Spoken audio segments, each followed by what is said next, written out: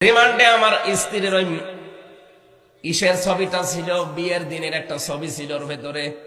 শয়তানরা মোবাইলটা নিয়েছিল যেহেতু আগেই, রিমান্ডে ওইটা দেখে আমারে বলছে, হুজুর মানুষ আর মোবাইলের ভেতরে পূর্ণিমার ছবি কই? এই তো কিসের পূর্ণিমা? এটা আমার ম্যাডাম। হুজুর এত সুন্দর বউ পেয়েছে কি করে? দাঁড়ান আপনার বউ তুলে নিয়ে আসবো। এইভাবে বলছিল। ওরা আমার 11 ঘন্টা টাঙিয়ে রেখেছিল মাথায় দড়ি দিয়ে। সর্বশেষ আমাদেরকে বলেছে যে যেগুলো লিখে দিলাম এগুলো ম্যাজিস্ট্রেটের কাছে যে বলবেন। না, এই মিথ্যা কথা আমি বলতে পারবো না। তখন ওই মোবাইল দেখিয়ে বলছে যে মাটির নিচে তো কিছু তো জানি না, 4 ওয়াক্ত নামাজ আমি পড়তেও পারি না, ইশারায় পড়েছি, কয়টা যে বাজে আমি তাও জানতাম না। বলছে এই যে পূর্ণিমার ছবি মোবাইলে। আমি বললাম এটা আমার বউ। বলছে দাঁড়ান আমি এই বউ এবার তুলে নিয়ে আনবো। তখন বললাম যে যা ভাল লাগে করে, কি করবো বলেন তো? অসহায় না কেউ আছে আমার আশেপাশে? সব ওই জালেমরা। আমার ভাইরা, এই জন্য এটা সাজিয়ে গুছিয়ে যদি দেখানোর বিষয় হয়তো আমিও দেখাতে পারতাম। আমারও মনে চায় যে আপনার বউকে যেভাবে, আপনার মেয়েকে, আপনার পুত্রবধূকে মানুষকে দেখিয়ে শান্তি পান, আমারও তো মনে চায়। না, নিষেধ কার? আরো জোরে বলেন।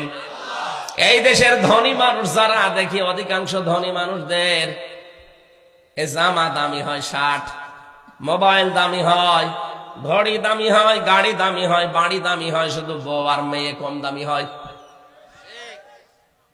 এদের মেয়েদের, এদের বউদের, এদের পুত্রবধূদের কোন জায়গায় কি আছে? অনেকে চোখের এই ক্যামেরা দিয়ে সব একবারেই ফ্ল্যাশ মেরে নেয়। কেন? এটা কি দেখানোর বিষয় দুনিয়ায়? এটা দেখানোর বিষয় আছে শুধু আপনার জন্য। যার বউ সে দেখবে। কথা বলেন ঠিক কিনা? এই যে আপনি ব্যবহারটা করলেন সুন্দরভাবে, সঠিকভাবে, উল্টা পাল্টা ব্যবহার করেননি, এই কারণে আল্লাহ আপনাকে 3টা পুরস্কার দেবেন। এমন জান্নাত আল্লাহ আপনার জন্য বানিয়ে রেখেছেন যে জান্নাতের তলদেশ দিয়ে নদী আর নহর প্রবাহমান থাকবে। কয়দিন আপনি থাকতে পারবেন? খালিদিনা ফিহা, চিরকাল। কতদিন? ওয়াজওয়াজুম মুতাহহারা, আল্লাহ বলেন পবিত্র স্ত্রী তোদেরকে দেওয়া হবে।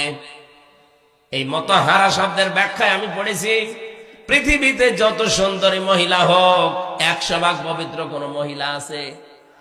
আসতে বলেন। ওপরে ফিটফাট দেখতে কি হবে, ভেতরে সদরঘাট।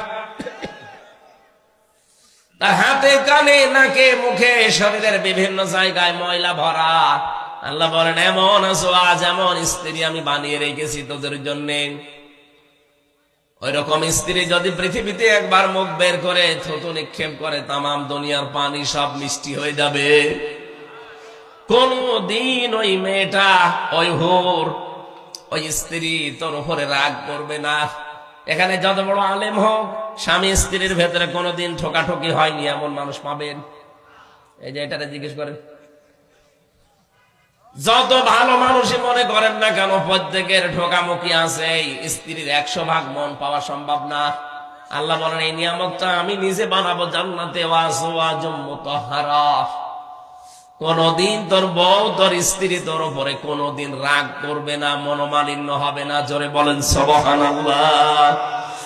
এটা যে কত বড় জরুরি, দামি জিনিস, কত দরকারি জিনিস, আমরা যারা বিবাহিত তারা টের পাই।